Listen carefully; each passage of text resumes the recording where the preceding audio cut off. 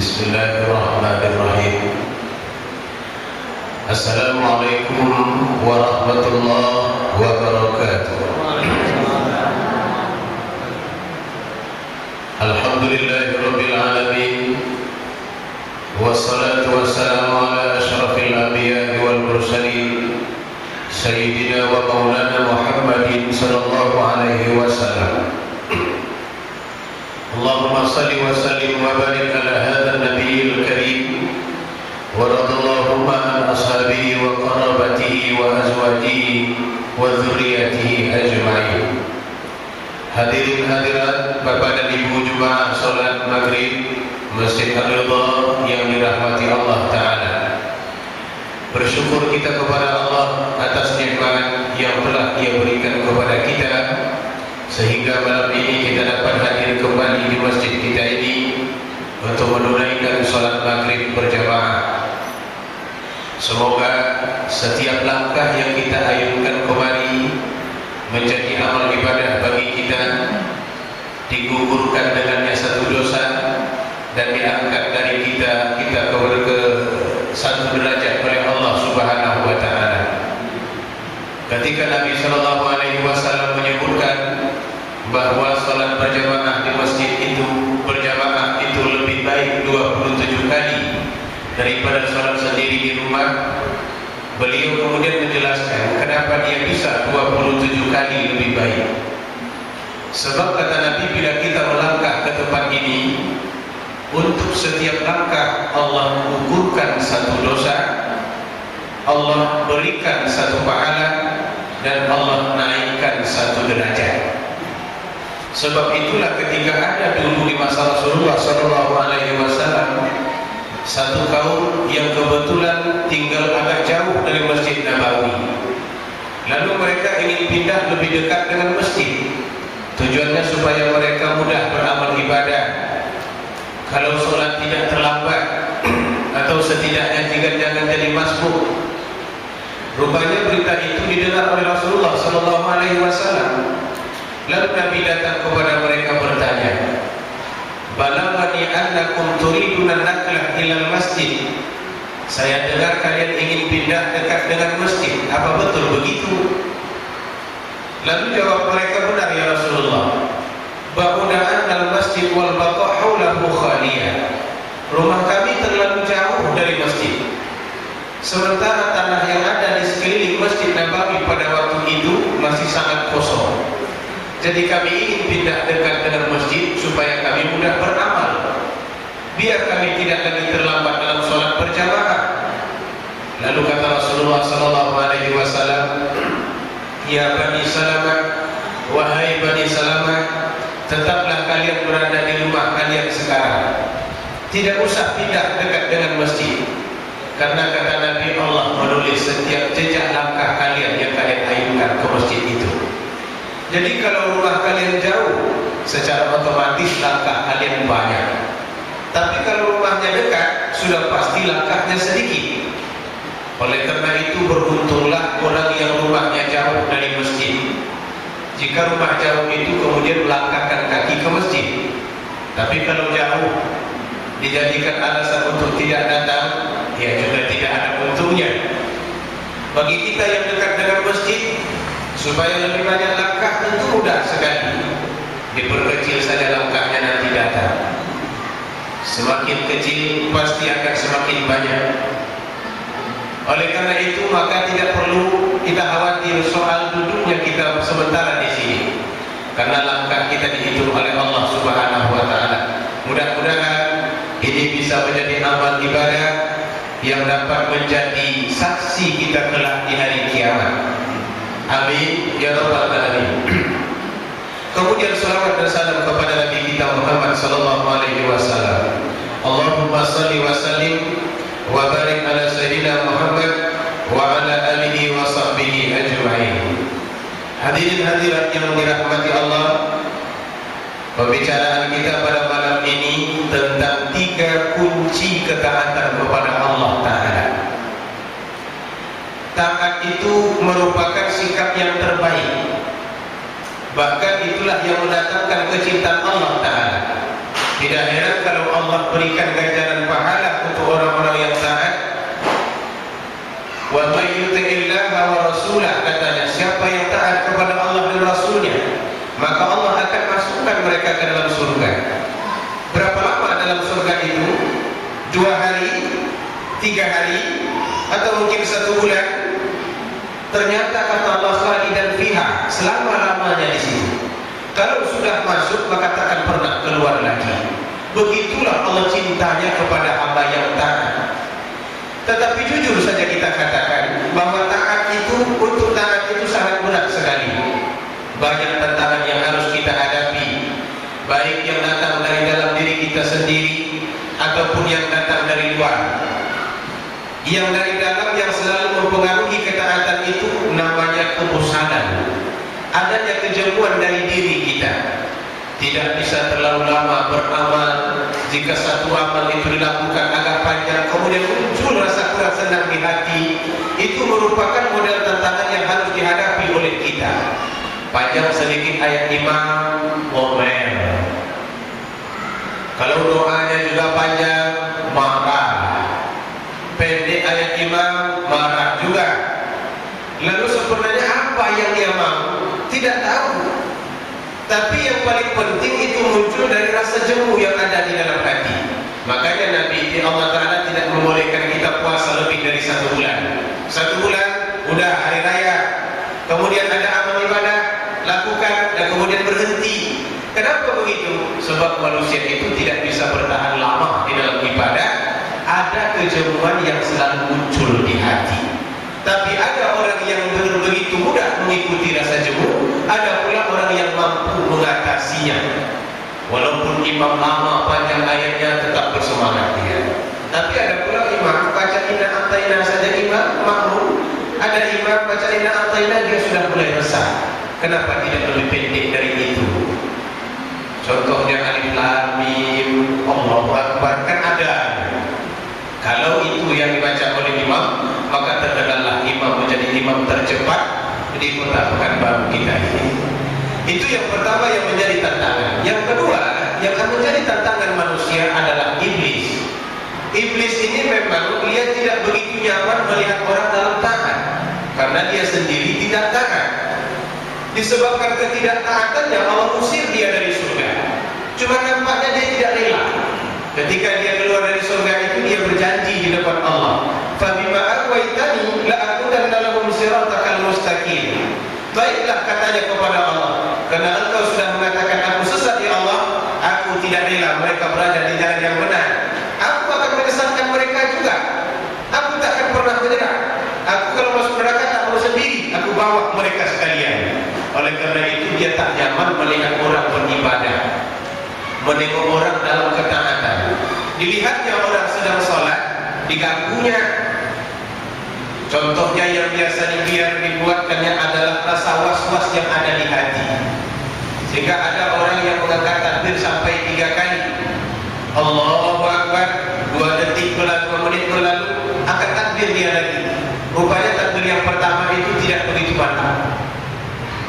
Sudah takbir 2 kali, angkat lagi sekali, ragu-ragu. Siapa yang menimbulkan itu? Iblis. Sebab itulah dibolehkan kita, bahkan dianjurkan membaca surah-surah perlindungan sebelum kita salat. Qul a'udzu birabbin nas, malikin nas, ilahin nas, min syarril waswasil khannas, alladzi yuwaswisu fi sudurin nas. Yang menimbulkan rasa was-was yang ada di dalam hati manusia. Siapa yang menimbulkannya? Minal jin wan nas. Ada dari golongan jin dan juga ada dari golongan manusia. Maka dia selalu punya program bagaimana orang-orang yang berada dalam taat itu tak bertahan lama. Nampak dia orang berzikir, diganggunya keikhlasannya. Dilihatnya orang bersedekah, diganggunya juga sifat ikhlasnya. Apalagi kalau dilihatnya orang yang sedang berwirid begini, dia paling tidak suka dengan orang berwirid. Apa sebab? Karena wirid itu akan memberikan kita ilmu. Sementara musuh terbesar iblis itu adalah orang berilmu. Karena dia tidak takut kepada orang ibadah, dia lebih takut kepada orang berilmu. Kata Rasulullah, kalau ada 1000 orang yang sedang beribadah, Takut iblis, takut, tapi dia lebih takut kepada satu orang berilmu. Oleh karena itu dia tidak mau ilmu itu sampai kepada individu yang mendengar. Semakin banyak ilmu, maka akan semakin muncul musuh iblis yang paling berat baginya. Sebab itulah dihalangnya kita selalu. Bagaimana metode yang dibuatnya? Katanya di dalam surah Al-A'raf, la atiyannahum baina aydihim. Yang pertama, aku datang dari depan, sehingga dia tak nampak apa yang berada di depan. Walaupun ustaznya kelihatan jelas awalnya, tapi 10 menit kemudian hilang. Kalaupun tidak hilang, berbayang-bayang. Tadi ustaznya satu, lama-lama kelihatan seperti dua. Setelah dua jadi tiga, tiba-tiba kemudian menghilang. Bahkan suaranya pun tak terdengar. Ustaznya yang pulang ternyata tidak. Dia tetap berada di situ. Teropongnya yang tertutup. Kalau sudah teropong tertutup, maka yang lain juga ikut tertutup. Telinga pasti tertutup.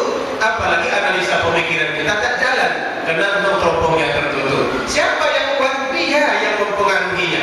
Bagaimana rasa mengantuk itu berat? Itulah yang diprogramkan oleh iblis sejak dulu. Tetapi ibu bapak, memang mendengar wirid ini kalau tidak mengantuk itu rasanya tak cukup dan tak sempurna. Apalagi kalau mendengar khatib sedang berkhutbah, itu lebih hebat lagi. Jika ada orang yang kena insomnia, tak bisa tidur malam, sudah dimakan obat tidur tak mempan, bawa berwirid 15 menit tertidur itu. Itulah sebabnya kadang-kadang khatib pendek-pendek khutbahnya dan kadang-kadang dia tak pakai konsep. Sebabnya adalah yang mendengar orang tidur. Begitu khatib naik mimbar, Assalamualaikum warahmatullahi, semua jemaahnya nunduk, jarang yang nengok ke atas. Waalaikumsalam. Itu kalau sudah nunduk, bangkitnya cuma pada kalimat faqtabiru ya ulil absar la'allakum tuflihun. Itu kalimat penutup lagi. Oleh karena itu apapun yang dibicarakan oleh khatib ini tak akan peduli jemaah yang ada di bawah, sebab mereka sedang tidur. Namun bukan berarti saya menyindir orang tidur, ini tidak. Silakan saja tidur, tapi kalau boleh dibagi-bagilah jatahnya. Mata kan ada dua. Nah, sebelah untuk kita, sebelah lagi untuk saya. Jadi silakan sebelahnya tidur, sebelahnya lagi melihat. Itu baru keadilan sosial bagi seluruh rakyat Indonesia. Tapi kalau dua-duanya tertutup, hilang dong bagian saya. Boleh tidur tapi sebelah. Dengan begitu baru tercipta keadilan. Nah, yang ketiga yang mempengaruhi kita dalam taat itu adalah dunia. Memang sedikit sulit untuk mencari titik temunya. Tetapi kalimat dunia itu bukan bermakna harta, melainkan keinginan untuk beristirahat atau hal-hal yang berada di luar. Itu senantiasa juga ingin menarik kita bagaimana tidak konsentrasi dan tidak bertahan lama. Ini bukan benda baru ibu bapak. Sudah lama. Siapa yang lebih baik daripada orang yang mendengarkan Nabi berceramah, melihat wajah Nabi menyampaikan tausiah? Mereka bertemu dengan Rasulullah. Wanita sendiri yang mendidik mereka. Tapi di satu sholat subuh, saat Nabi mengucapkan Assalamualaikum warahmatullahi, kiri dan kanan, jemaah yang berada di belakang berdiri semuanya pergi. Tinggal sedikit lagi yang berada di belakang itu. Ketika Nabi tengok, kemana perginya yang lain? Rupanya mereka pergi ke rumah seorang sahabat yang kebetulan baru pulang dari negeri Syam.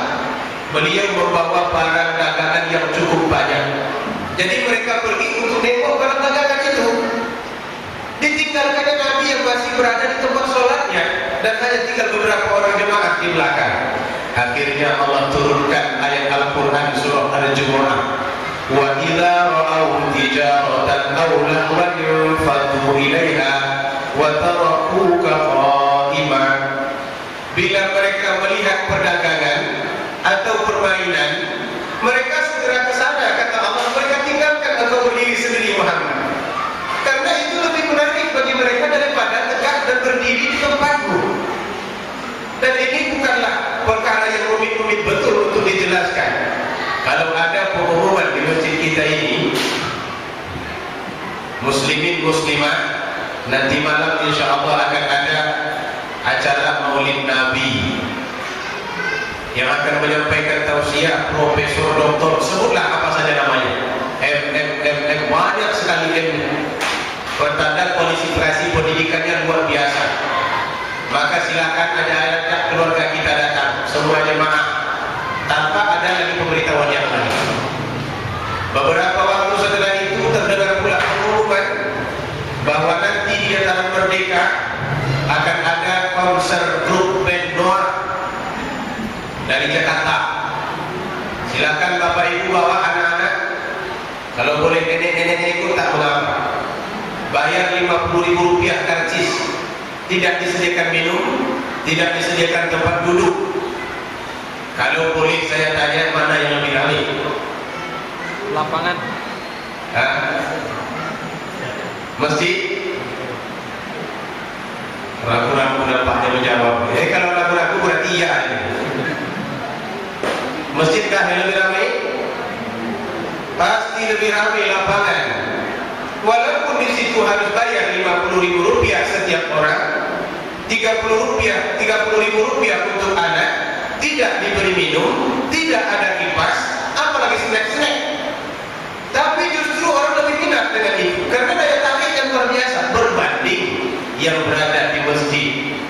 Padahal apa yang tidak dilengkapi, duduk di atas karpet, lembut lagi, pakai kipas, ada airnya, di akhir-akhir acara pakai snack lagi, mulai dari martabak Mesir sampai kepada martabak Bandung pun ada. Tapi mengapa manusia tak berminat? Daya tarik dunia itulah yang akan selalu mempengaruhi. Oleh karena itu, tiga perkara ini sangat berpengaruh kepada kenyamanan kita melakukan taat kepada Allah Ta'ala. Kemudian pertanyaannya, apakah mungkin kita bisa konsentrasi di dalam ketaatan itu? Jawabannya sangat mungkin. Caranya bagaimana? Kata Rasulullah, miliki 3 kunci. Aslul ta'ah thalatha, kata Nabi, kunci ketaatan itu ada 3. Yang kita sampaikan tadi baru mukadimah itu. Sekarang baru masuk kepada pembahasannya. Kunci ketaatan itu ada 3. Yang pertama kata Rasulullah SAW, al-khawf. Apa itu khawf? Dalam bahasa kita ya rasa takut kepada Allah Subhanahu wa Ta'ala. Semakin tinggi rasa takut, maka akan semakin semangat kita beramal. Tapi semakin kurang rasa takut, semakin kurang pula semangat beramal kita. Ibu bapak yang saya muliakan, satu ketika saya dulu naik taksi di satu kawasan. Begitu masuk ke dalam taksi itu, kata sopir taksinya, safety belt. Apa itu safety belt? Sabuk pengaman. Safety belt itu bahasa Inggris. Cuman jangan bayangkan saya sedang naik taksi di Amerika. Jangan bayangkan saya naik taksi di Inggris. Setelah saya tengok-tengok orang yang ngomong, mancung hidungnya sama dengan saya, ke dalam. Setelah diajak berbicara sedikit, dapatlah kesimpulan ternyata dia orang Sumatera Barat. Artinya bukan orang Barat, walaupun dia berbicara safety belt. Cuma dia menunjuk ke saya. Kita kan sebagai penumpang harus patuh kepada sopir. Kalau tidak jadi suruh turun bagaimana? Akhirnya dipakai safety belt.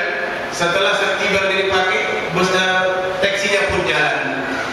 Saya lihat kecepatannya begitu lambat, 30 km per jam. Lalu saya berkata kepadanya, kenapa kamu begitu lambat sekali? 30 km per jam, kapan kita sampai? Dia bilang, tidakkah Ustaz melihat di tepi jalan itu ada signboard? Di situ tertulis kecepatan maksimal 30 km per jam. Kalau kami melebihi kecepatan itu, maka kami kena SP, surat peringatan, atau kena potong gaji, bahkan sampai peringkat diberhentikan bekerja. Jadi saya tanya, karena itu kami jadi disiplin, takut dipotong gaji, takut kena SP, takut diberhentikan bekerja, sehingga disiplin. Kita tidak punya pilihan, katanya begitu. Rupanya orang kalau sudah takut, dia akan patuh. Itu baru takut kepada peraturan manusia. Sekarang kepada Allah Subhanahu wa Ta'ala. Apa bandingnya hukuman Allah dengan hukuman manusia? Tentu tidak ada bandingannya, dan sangat kecil sekali hukuman manusia.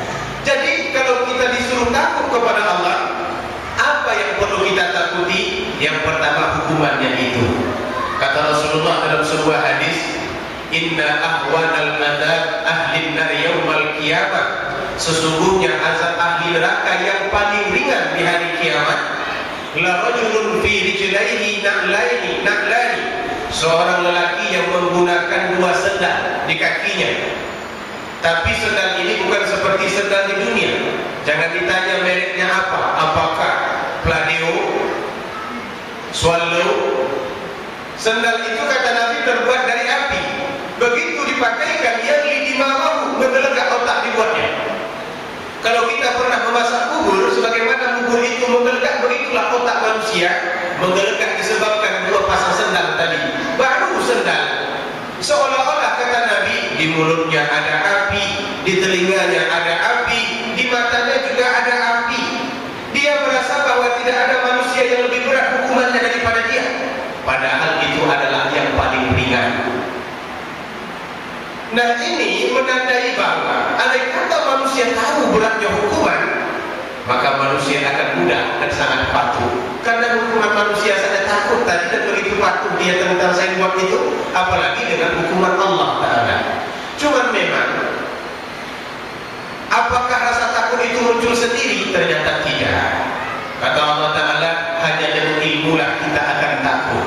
Innama yakhsha min ibadihi ulama. Sesungguhnya orang yang takut itu adalah para ahli ilmu. Itu sebabnya juga Nabi menyuruh kita berwirid, menuntut ilmu. Karena menuntut ilmu begini akan menumbuhkan rasa takut.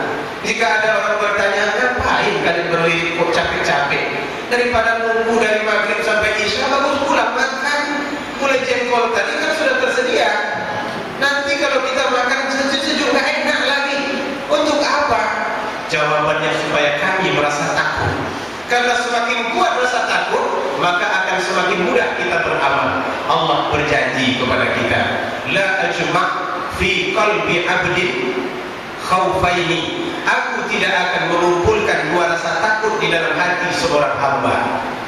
Wala amnaini, kata Allah, juga tidak aku kumpulkan dua rasa aman di hatinya. Siapa yang takut di dunia kepadaku, aku akan amankan dia di akhirat. Tapi siapa yang tidak pernah merasa takut di dunia padaku, aku akan berikan rasa takut itu kelak kepadanya di hari kiamat. Oleh karena itu, beruntunglah kita, orang yang mempunyai kecenderungan untuk mendengarkan ilmu. Mudah-mudahan dengan ilmu itu kita merasa takut kepada Allah Ta'ala, sehingga kita mempunyai semangat untuk beramal ibadah. Kemudian yang kedua, yang perlu kita takuti adalah apakah amal yang sudah kita lakukan sudah diterima oleh Allah Ta'ala atau tidak. Lama kita sudah beramal, banyak yang sudah dikerjakan. Haji sudah 3 kali, mulai sholat umur 7 tahun sampai sekarang sudah 68 tahun. Sedekah tak pernah henti. Pertanyaannya, apakah sudah Allah terima atau belum? Mari kita coba cari jawabannya. Kita tunjuk yang paling tua di antara kita. Siapa berapa yang paling tua? Nampaknya tak ada yang tua, muda semua kelihatan malam ini. Tak jadilah kalau begitu. Ada di antara kita yang sudah sholat 58 tahun. Lama itu 58 tahun. Tapi apakah sudah Allah terima? Atau setidaknya pernah Allah berikan jawaban? Kalau anak sekolah ibu bapak, sekolah mereka 1 tahun, di penghujung tahun nampak hasilnya. Menerimalah mereka laporan tentang kemajuan pendidikan dan hasil ilmu yang mereka tuntut. Bahasa Indonesia 9, IPA 7,5, matematik nampak di situ. Jadi nampak langsung jawabannya. Kita kepada Allah yang beramal sejak dulu sampai sekarang, ada pernah Allah berikan jawaban? Tidur kita malam-malam, pagi-pagi sudah ada di bawah ranjang kita surat rupanya dari Allah Subhanahu wa Ta'ala kepada saudara. Umur saudara sudah 73 tahun. Yang sudah saudara lalui semuanya baik. Nah, kalau begitu jawaban Allah, mati besok pun tak mengapa. Tapi yang jadi masalah, kita tak tahu apakah Allah terima atau kalau tolak. Betul begitu? Nah, mantap agungnya saya rasa ini. Kita coba buktikan. Pak Haji Hidayat di sebelah. Sudah berapa tahun sekarang? 68. Lama itu 71 tahun itu. Taruhlah mulai sembahyang umur 7 tahun. Berarti sudah sembahyang sampai sekarang 64 tahun. Lebih tua dari Nabi waktu sembahyang. Nabi 63 cuma. Itu sampai beliau meninggal. Ini sembahyang saja sudah 64 tahun. Sudah Allah terima? Belum tahu lagi. Agak-agaknya kalau mati besok kira-kira di mana tempat? Surga. Tempat itu cuma dua, kalau tidak surga neraka. Kan kita yang tahu sholat kita seperti apa selama ini. Agak-agak. Kalau besok mati kira-kira di mana tempat? Jangan disebut neraka. Kasihan. Surga insya Allah. Lama beliau berpikir di mana ya. Disebut neraka tak sanggup, disebut surga tak pantas. Sama seperti syair Abu Nawas, Ilahilas kulil firdausi a'la katanya, wala aqwa 'ala an-naril jahimi. Aku tak pantas masuk surga firdausmu, tapi aku juga tidak kuat masuk neraka jahanammu ya Allah. Sama persis seperti syair Abu Nawas. Apakah cuma beliau? Tidak, semua orang akan menjawab seperti beliau. Karena memang tidak ada yang tahu apakah sudah Allah terima atau Allah tolak. Inilah yang perlu kita takutkan. Kemudian yang kedua yang juga ditakuti kata Nabi, ma'abaqiyah, berapa lagi yang tersisa dari yang sudah dipakai 71 tahun.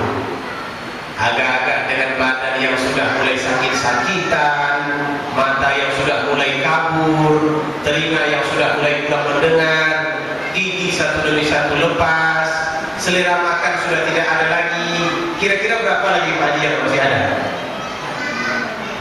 2 tahun? Lagi-lagi kita tidak tahu. Oleh karena itu, maka hidup kita ini serba tak tahu. Disebabkan serba tak tahu itulah, maka janganlah kita membuang-buang waktu, beradalah di tempat yang baik selalu. Minimal yang kita tahu cuma baik saat dulu kita sekarang ini. Apa yang kita lakukan nanti belum tahu. Apa yang sudah kita lewati juga tak tahu. Yang kita tahu bahwa kita baik inilah sekarang ini, bahwa kita menuntut ilmu. Mudah-mudahan ikhlas supaya Allah menilainya baik. Oleh sebab itu, orang yang cerdas bukan orang yang botak kepalanya karena berpikir, bukan orang yang profesor, doktor gelar di depannya, tapi yang cerdas itu kata Nabi adalah orang yang tahu bahwa usianya akan berakhir dan kemudian dia mempersiapkan diri untuk menghadapinya. Itulah orang yang paling pandai. Hadirin hadirat yang dirahmati Allah, maka kembali kepada yang tadi, inilah kunci pertamanya. Kalau tahu bahwa kita akan mati, lalu kita merasa takut, maka manusia itu mudah sekali untuk melakukan ketaatan. Contohnya begini, kalau ada orang mau dihukum mati, membawa narkoba 3 kg, tertangkap di Bandara Cengkareng, Jakarta, masuk mahkamah, kesimpulannya saudara dihukum mati, habis perkara. Saudara tahu hukuman mati itu apa? Tahu? Saudara akan ditembak, kalau tidak di jantung, di kepala. Dengan begitu saudara akan berhenti berjalan, berhenti bernafas, berhenti berkedip, tak bisa ngapa-ngapain lagi. Itulah yang namanya hukuman mati. Besok jam 9 pagi akan dilakukan hukuman mati. Sekarang silakan saudara minta permintaan yang terakhir, apa yang saudara mau. Silakan. Apa biasanya diminta? Biasanya begitu prosedurnya untuk hukuman mati. Apa biasanya diminta? Ampun. Goreng ayam lah. Begitu? Atau kasihkan saya pulsa 200.000, saya mau telepon istri saya. Begitu? Tidak juga. Dia cuma minta biarkan saya sendiri. Kalau dia orang Islam, begitu perkataannya, biarkan saya sendiri. Malam ini saya tidak mau ditemani oleh siapapun. Dia akan sholat dari malam sampai pagi. Dia tidak akan pernah tidur lagi. Air matanya menetes terus, menyesali kehidupan yang lalu. Dia tahu bahwa jam 9 nanti dia akan mati karena ditembak. Berdoa tidak pernah henti. Itulah yang akan terjadi jika manusia sudah mulai takut. Maka benar kata Rasulullah, untuk menguatkan kita beramal, munculkan rasa takut, tapi melalui ilmu yang banyak. Itulah sebabnya kita berwirid juga pada malam ini. Itu kunci yang pertama. Kemudian kunci yang kedua, untuk menguatkan kekuatan, menimbulkan kekuatan beramal soleh itu adalah al-raja, kata Nabi. Raja itu raja, bukan rujak. Jadi ini bukanlah potongan jambu dicampur dengan mangga muda, kasih pula pepaya sedikit, siram dengan kuah kacang. Itu rujak. Lalu apa yang sebenarnya raja? Apa itu raja? Harapan. Orang ternyata kalau punya harapan, dia akan sungguh-sungguh dalam meminta, dia akan rajin dalam berbuat kalau sekiranya masih ada harapan. Analoginya, logikanya begini. Kalau ada orang tua yang sakit dibawa ke dokter, kata dokter, bapak mengidap sakit jantung, jantungnya berlubang, lubangnya besar, lebih besar dari jantungnya. Begitu besarnya lubang. Kalau bapak tidak minum obat dengan disiplin, bapak akan mati dalam 4 bulan. Oleh karena itu, saya berikan resep obat. Minum disiplin.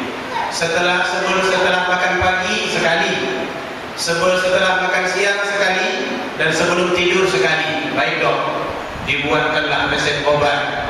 Obat antibiotik, obat ini itu. Pulang beliau dari klinik sudah ditentengnya 1 plastik. Banyak, semua jenisnya ada di situ. Manis obatnya, tidak pahit. Tapi begitu dia sampai di rumah, begitu dimakan segenggam sekali makan. Banyak.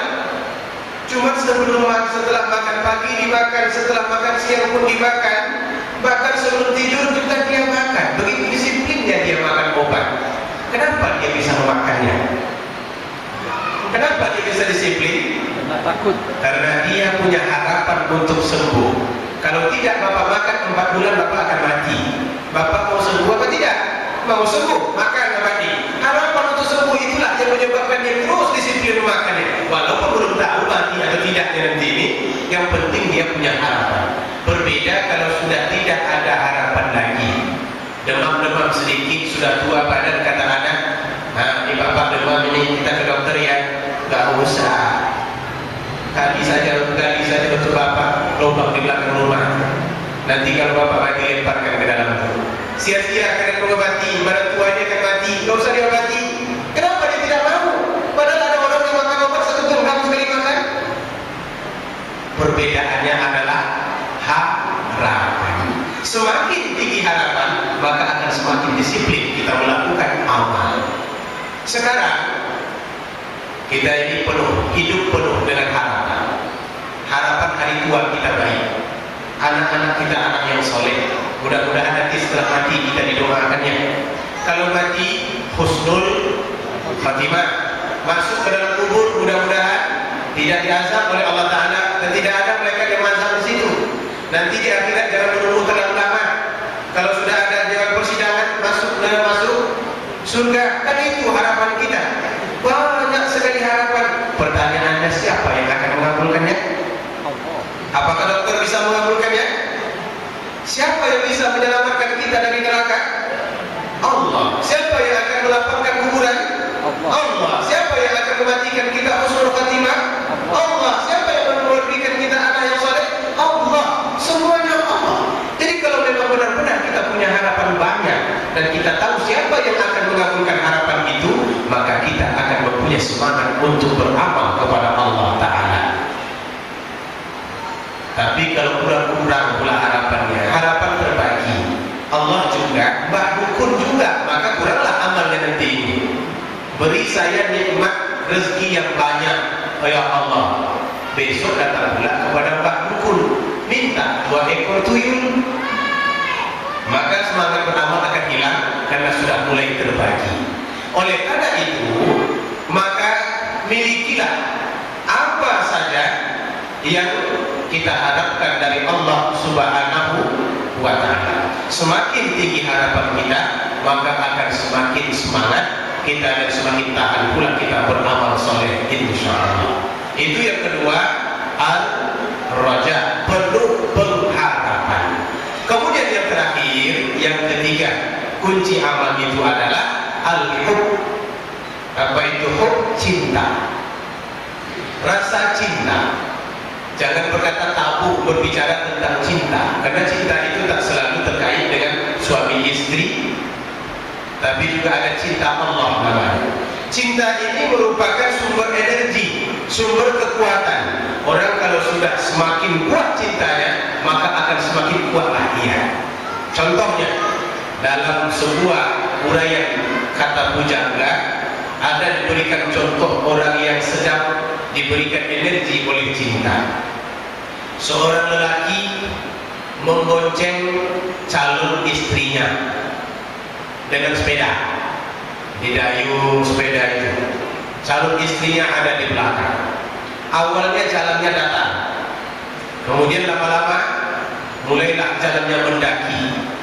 Semakin lama semakin tinggi pendakian, beban rasanya semakin berat. Tandanya badannya sudah mulai terangkat-angkat menekan pedal sepeda. Keringat bercucuran, betisnya sudah mengeras. Begitu beratnya beban itu. Tapi kalau ditanya oleh orang yang dibonceng dari belakang, capek bang? Apa jawabannya? Tidak. Capek bang? Enggak capek. Ini turun ini. Yang mendaki itu akan terasa menurun. Dia tidak akan berbicara soal capek. Tapi ini cuma berlaku sebelum menikah. Setelah menikah biasanya tak berlaku lagi. Bahkan kalaupun jalannya menurun, disuruh turun tuh yang di belakang. Turun. Jatuh kita nanti di depan. Kalau menurun, apalagi mendaki, baru terasa agak berat sedikit. Turunlah cepat. Makan banyak betul. Kemarin enggak. Apa yang membuat dia bisa berkata tidak padahal sudah benar-benar capek? Rasa cintanya. Itulah yang menimbulkan energi kekuatan yang bisa membuat orang yang sudah tak mampu lagi mendayung ternyata dia bisa mendayung. Yang seharusnya dia sudah turun tetapi masih mendaki. Kekuatan cinta itulah yang dimilikinya. Apa yang menyebabkan dia cinta? Kalau ditanya kepada laki-laki atau suami, ada beberapa benda biasanya yang dijadikan jawaban. Istri saya lah yang menyediakan makanan, memasakkan nasi untuk saya, mencuci pakaian saya, menyediakan tempat tidur untuk saya. Pulang-pulang saya dari luar ada tudung saji di atas meja, begitu dibuka ada makanan di dalamnya. Jadi karena itu kita cinta? Iya, biasanya itu jawabannya. Sekarang kita coba bandingkan dengan pemberian Allah kepada kita. Kalau istri memasakkan nasi, siapa yang memberi beras? Kalau istri memasakkan ayam, dari mana datangnya ayam? Semua yang kita miliki pemberian Allah Ta'ala. Kita cuma memanfaatkan pemberian itu. Bahkan nafas yang turun naik dari hidung kita, itu juga pemberian Allah yang gratis. Tak pernah Allah minta bayarannya kepada kita. Padahal ada orang yang mencoba mengukur nafas ini dengan rupiah, dengan duit. Mereka berkesimpulan, andai kata memang Allah meminta bayaran setiap nafas ini, maka kita perlu 1 miliar satu hari. Kalau gaji kita cuma 5 juta satu bulan, maka kita hidup cuma 2 detik satu hari. Itu sudah mati. Tapi sekarang Allah biarkan semua yang tunai begitu mudah. Tariklah. Nikmatilah yang diberikan oleh Allah itu sepuasnya. Sekuat tenaga kita menarik, sekuatnya pula kita menghembus. Tak pernah Allah minta bayaran apa-apa dari kita. Allah cuma minta, datanglah ke rumahku, sujud engkau di situ. Letakkan kepalamu 15 menit cuma. Pulanglah setelah itu, makan dan bekerja. Itu cuma yang Allah minta, tak lebih dari itu. Lalu diberikannya nafas gratis. Dengan nafas yang masih turun naik, jantung kita masih berdetak normal, gerakan kita juga masih sangat serasi, kedipan mata juga masih sama. Kalau sempat mati satu, sebelah saja mata itu yang berkedip. Alangkah susahnya kita dalam hidup ini. Mau dekat orang susah, setiap berkedip satu belah mata. Apalagi kalau di situ banyak wanita. Jika yang ada yang wanitanya anak gadis, tak ada masalah. Paling dia cuma malu-malu. Kalau sudah istri kawan pula, berkedip kita sebelah mata yang berkedip, itu akan membawa masalah setelah itu. Oleh karena itu bersyukurlah. Allah berikan kepada kita roh, lalu digerakkannya tangan kita dengan baik, dibiarkannya langkah kaki kita juga baik. Ini merupakan nikmat. Wa in ta'uddu nikmatallahi la tuhsuha, kata Allah. Kalau kalian coba menghitung, kalian takkan mampu menghitungnya. Ada seorang sahabat saya, sekaligus senior saya waktu kuliah di Al-Azhar dulu. Beliau tahun 2000 itu sudah pulang. Jadi terakhir bertemu di Al-Azhar itu tahun 2000. Bergabung beliau di politik, kemudian menjadi anggota dewan Provinsi Riau. Lama tidak berjumpa, baru cuma sekali sejak tahun 2000 itu ada 2 kali bertemu dengan beliau. Tahun 2003 sekali, tahun 2004 nampak dari jauh. Waktu itu beliau sudah jadi anggota dewan. Lama tak jumpa. Dulu ketika bertemu di sekolah, beliau sangat ramah orangnya. Walaupun kita juniornya, tapi beliau tetap saja beramah tamah dengan kita. Lama tak bertemu. Kemarin ketika bulan puasa, subuh-subuh saya berceramah di Masjid Taqwa Air Dingin. Selesai berceramah, jemaah-jemaah bersalaman. Ternyata dia satu senior ini. Begitu bersalaman, saya lupa sedikit dengan beliau. Lalu saya pastikan, benarkah Bang Saprudin Saad? Iya, katanya. Namanya Saprudin Saad, anggota DPR dari Partai Keadilan Sejahtera. Bang Saprudin Saad? Iya. Adakah abang sehat-sehat? Karena saya lihat agak lain gayanya. Lama jawabannya. 70%. Sehatnya 70%. Lalu tanya saya 30% lagi kemana perginya? Kenapa tidak 100? Nah yang 30% lagi katanya, di belakang ini ada kabelnya yang koslet 1. Masih sempat beliau berulang.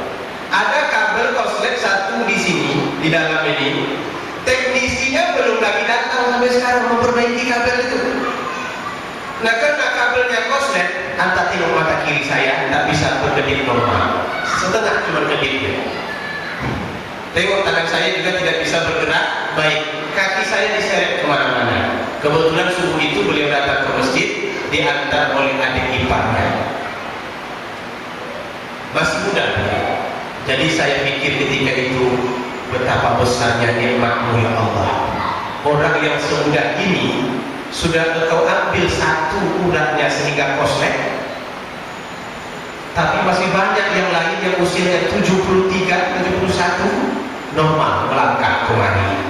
Ada yang lebih dari itu mungkin nenek kita yang berada di belakang, dan banyak lagi yang lain masih bisa berkedip dengan baik, tangan bergerak dengan baik, kaki masih sehat. Alangkah banyaknya nikmat-Mu ya Allah. Kalau kita cinta kepada istri hanya karena memasakkan kita nasi, membuatkan gulai jengkol, tidakkah patut kita mencintai Allah yang memberikan semua nikmat itu kepada kita?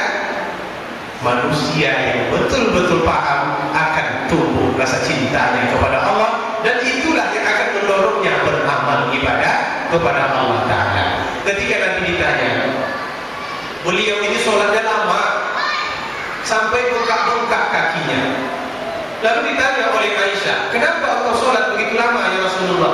Bukankah Allah sudah menjanjikan surga untukmu? Bukankah Allah juga menjanjikan diampuni dosa-dosamu kalau ada, baik yang lalu ataupun yang akan datang? Benar, kata Rasulullah. Tapi tak patutkah saya menjadi orang yang pandai berterima kasih kepada Allah, karena sudah banyak Allah memberikan nikmat kepada saya. Nikmat apa yang Nabi terima itu? Adakah kehidupannya kaya raya? Ternyata tidak, sangat sederhana. Kalau didengar dalam riwayat, tempat minum Nabi itu terbuat dari kayu. Tempat makannya pun terbuat dari kayu. Rumahnya tidak ada hiasan karpet, tidak ada hiasan porselin yang bagus. Sampai kepada atapnya terbuat dari pelepah kurma, daun-daun kurma yang dijadikan, itulah rumah Rasulullah. Itu pun beliau sampai bengkak kakinya untuk berterima kasih kepada Allah Ta'ala. Berbanding kita, apa yang tidak kita miliki? Semuanya kita ada. Kulkas kita punya penuh isinya di dalam. Mulai daripada ikan teri sampai ikan besar-besarnya ada. ayam tak pernah habis, macam-macam lagi yang kita miliki. Jadi kalau Nabi sampai buka kakinya berterima kasih kepada Allah pada nikmat yang diterimanya soal dunia begitu sedikit, semestinya kita bukan hanya kaki yang bengkak, lutut pun harus ikut bengkak. Syukur, bengkak juga. Cuman bengkaknya bukan karena sholat, karena asam urat kambuh, makan kacang terlalu banyak. Alhamdulillah kalau soal bengkak, Ustaz bengkak juga lah, cuman bukan karena sholat. Oleh karena itu hadirin, mari sama-sama miliki 3 kunci ini. Mudah-mudahan kita menjadi orang yang senantiasa mampu melakukan ketaatan kepada Allah. Kita simpulkan 3 kunci ketaatan kepada Allah. 1, lupa. 2, lebih lupa lagi. 3, pun lupa juga. 1 saja orang yang jawab yang akan dekat ke saya. Mungkin karena dia telepon saya, jadi beliau siap untuk mendengarkan apa yang saya sampaikan. Yang lain lupa. Lalu bagaimana ini? Inilah yang namanya penyakit tua. Belajar di waktu kecil bagai mengukir di atas batu. Belajar sesudah dewasa laksana mengukir di atas air. Pernah ibu bapak lihat orang mengukir di atas air? Begitu diukirnya air langsung hilang. Tidak ada lagi yang tertinggal di air itu. Kalau begitu sia-sia dong kami datang malam ini. Tidak sia-sia. Walaupun kita tidak bisa mengukir, tapi duduk di sini, kata Nabi, lebih baik daripada sholat 1000 rakaat dalam 1 malam. Jika ilmunya kita tidak dapat, bawa pahala mengukir itu pula. Andai kata itu Allah jadikan benda, tak cukup kantong kita untuk membawanya. Maka oleh karena itu tak ada ruginya, sekalipun ilmunya tak kita ingat atau alias lupa. Namun di penghujung mirip ini saya ingatkan kembali. Ada 3 kunci ketaatan. 1, khauf. Apa itu khauf? Rasa takut kepada Allah. Yang kedua, ar-raja, berharapan. Dan yang ketiga, al-hub, rasa cinta kepada Allah Subhanahu wa ta'ala. Semoga bermanfaat. Lebih dan kurang saya mohon maaf. Billahi taufiq wal hidayah. Wassalamualaikum warahmatullahi wabarakatuh. Waalaikumsalam.